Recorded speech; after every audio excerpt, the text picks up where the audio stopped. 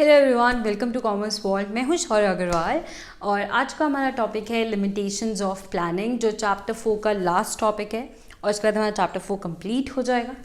तो इसे स्टार्ट करते हैं बिना टाइम वेस्ट करते हुए। तो पहला क्वेश्चन जो मैं आप सभी से पूछना चाहती हूँ वो है ये कि हम बड़ी बार ऐसा होता है हम प्लान करते हैं, हम काफ़ी चीज़ें प्लान करते हैं, तो क्या जैसा हम प्लान करें क्या चीज़ें हमेशा वैसी ही होती हैं? क्या हमारे प्लान हमेशा सक्सेसफुल होते हैं? क्या हमारे प्लान की वजह से हम हमेशा अपने डिज़ायर्ड रिजल्ट्स को अचीव कर सकते हैं? तो I think answer is no, कि ऐसा ज़रूरी नहीं है कि हम जब भी प्लान करें वो हम हमेशा अचीव कर सकें उस चीज़ को, हम अपने डिज़ायर्ड रिजल्ट्स को अचीव कर सकें, टारगेट्स को अचीव कर सकते हैं, ऐसा ज़रूरी नहीं है।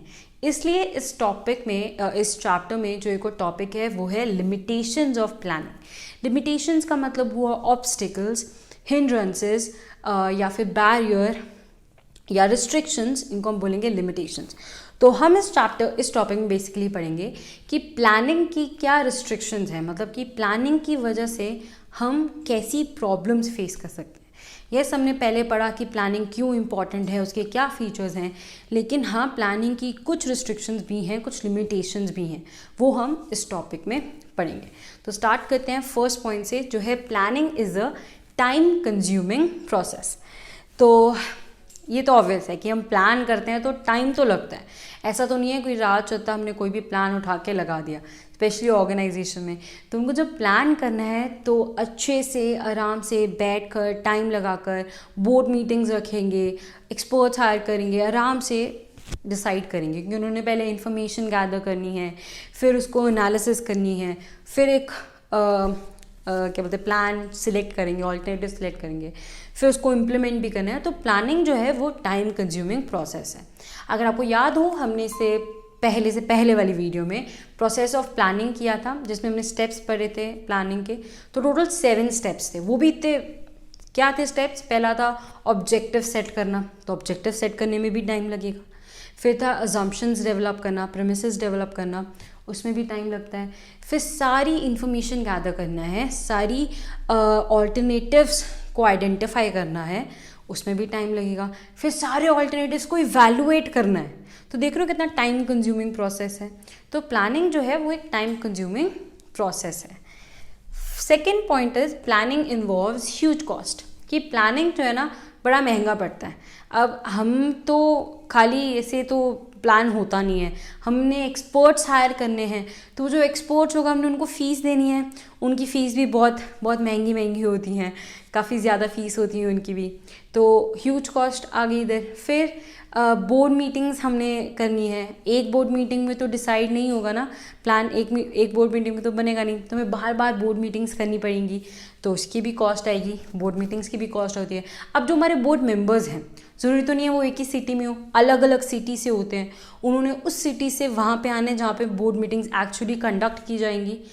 तो अब उन्होंने फ़्लाइट में आना है, वो भी बिजनेस क्लास, तो फिर कितनी ह्यूज कॉस्ट इन्वॉल्व होती है। तो यही बात है कि प्लानिंग जो है इट इन्वॉल्व्स ह्यूज कॉस्ट। एक और चीज़ कि अब ज़रूरी नहीं है कि मेरा प्लान हमेशा अचीव हो, जो मैंने प्लान किया हो वो हमेशा अचीव हो जाए, वो हमेशा हम उस टारगेट को हम अचीव कर पाए।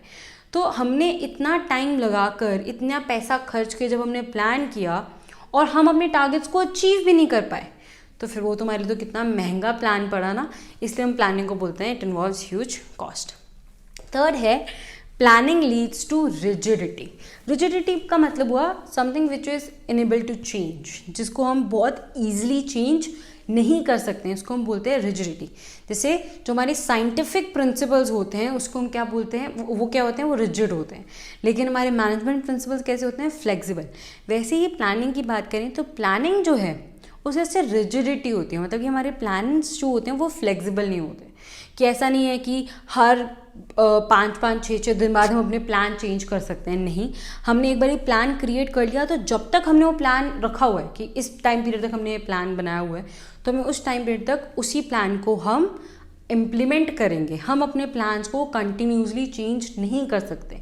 इसकी वजह से अगर बाई चांस कोई अपॉर्चुनिटी आती है मार्केट में, नहीं, लेकिन हमारे पास ऑलरेडी एक प्लान बना हुआ है, हम उसी प्लान के अकॉर्डिंग वर्क कर रहे हैं, तो शायद हम उस अपॉर्चुनिटी को ग्रैब नहीं कर सकते, नहीं कर पाएंगे, मिस हो जाएगी वो अपॉर्चुनिटी। तो इसकी वजह से हम यही कह रहे हैं कि प्लानिंग जो है it leads to rigidity. Fourth है प्लानिंग रिड्यूसेस क्रिएटिविटी। अब प्लानिंग की वजह से हम कैसे क्रिएटिविटी को रिड्यूस कर सकते हैं? जैसे प्लानिंग हमने प्लान बना लिया, हमारे मैनेजर्स ने मिलकर एक प्लान डिसाइड कर लिया। अब एम्प्लॉयज़ जो हैं उसी प्लान को इम्प्लीमेंट करेंगे, लेकिन कुछ बड़े इंटेलिजेंट एम्प्लॉयज़ जिनका बहुत ही क्रिएटिव माइंड है, उनके पास नए क्रिएटिव आइडियाज़ आते हैं और वो जाके अपने बॉस को जाके बताते हैं कि देखो ये एक आइडिया मेरे पास आया। लेकिन बॉस क्या कहेगा? स्टिक टू द प्लान, कि मैंने जो प्लान बनाया हम उसी को फॉलो करेंगे। तो उससे क्या होगा? एक तो उस एम्प्लॉय के पास चाहे बहुत अच्छा आइडिया था, क्रिएटिव आइडिया था, वो नहीं दे पाएगा, ऊपर से वो डीमोटिवेट भी होगा, नेक्स्ट टाइम वो इनिशिएटिव भी नहीं ले पाएगा। तो इसकी वजह से प्लानिंग जो है, मतलब प्लानिंग की वजह से हमारी जो क्रिएटिविटी है वो कम हो जाती है। फिफ्थ है planning may not work in a dynamic environment. तो हमने बिजनेस एनवायरनमेंट में पढ़ा था कि मेरा जो एनवायरनमेंट, बिजनेस एनवायरनमेंट है वो डायनेमिक होता है। डायनेमिक का मतलब which keeps on changing.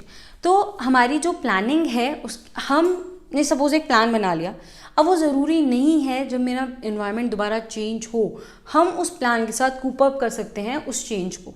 Example लेते हैं, सपोज जैसे एक फैशन डिज़ाइनर है, उसने स्टडी किया कि मार्केट में प्लाजोस का बहुत ट्रेंड चल रहा है, ठीक है। तो उन्होंने सबने मिलकर डिसाइड किया जो हमारे नए डिज़ाइंस होंगे वो प्लाजोस के रिलेटेड होंगे। उन्होंने नए डिज़ाइंस बना लिए, फिर काम भी शुरू हो गया, हाफ काम कंप्लीट हो गया, मतलब कि डिज़ाइंस बन गए, कपड़े रेडी हो गए आधे।